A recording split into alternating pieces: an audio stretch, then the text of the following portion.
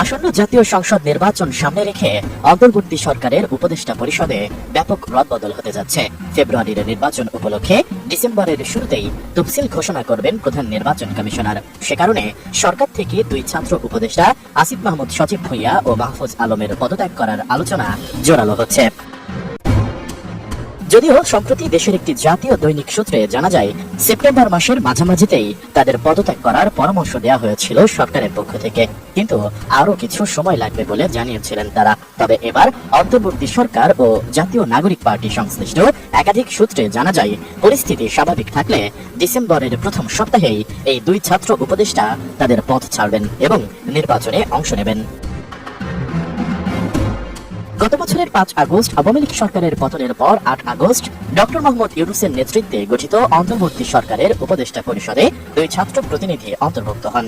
প্রথম দিকে সেখানে এনসিপির আহ্বায়ক নাহিদ ইসলাম ছিলেন, যিনি পরে উপদেষ্টা পদ থেকে পদত্যাগ করে সরাসরি রাজনীতিতে যোগ দেন। বর্তমানে আসিফ মাহমুদ স্থানীয় সরকার ও ক্রীড়া মন্ত্রণালয়ের দায়িত্বে আছেন, আর মাহফুজ আলম তথ্য উপদেষ্টা হিসেবে কাজ করছেন।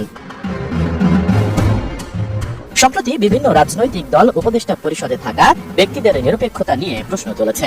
বিএনপি, জামাত ও এনসিপির নেতারা প্রধান উপদেষ্টার সঙ্গে বৈঠক করে দলীয় ঘনিষ্ঠ উপদেষ্টাদের অপসারণের দাবি জানান, যদিও তারা প্রকাশ্যে কারোর নাম উল্লেখ করেননি। তবে রাজনৈতিক বিশ্লেষকরা মনে করেন ইঙ্গিতটি ছিল মূলত দুই ছাত্র উপদেষ্টার দিকেই।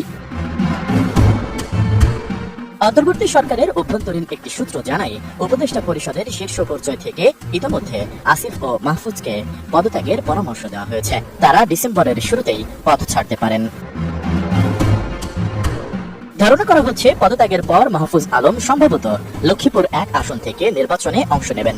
বিএনপি এনসিপি জোটগত কারণে এ আসন ছাড়তে পারে, ফলে তিনি বিএনপি বা এনসিপির প্রার্থী হিসেবে অংশ নিতে পারেন। অন্যদিকে আসিফ মাহমুদ সজীব ভুঁইয়া ঢাকা 10 আসন থেকে স্বতন্ত্র প্রার্থী হিসেবে প্রতিদ্বন্দ্বিতা করতে পারেন, তবে এনসিপির নীরব সমর্থন তার পক্ষে থাকবে।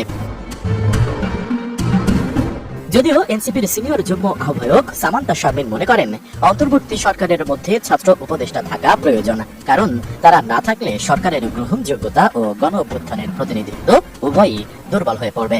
সব মিলিয়ে এখন অপেক্ষা, সত্যি কি ডিসেম্বরে পদত্যাগ করবেন এই দুই উপদেষ্টা? সময়ই হয়তো এর উত্তর বলে দেবে।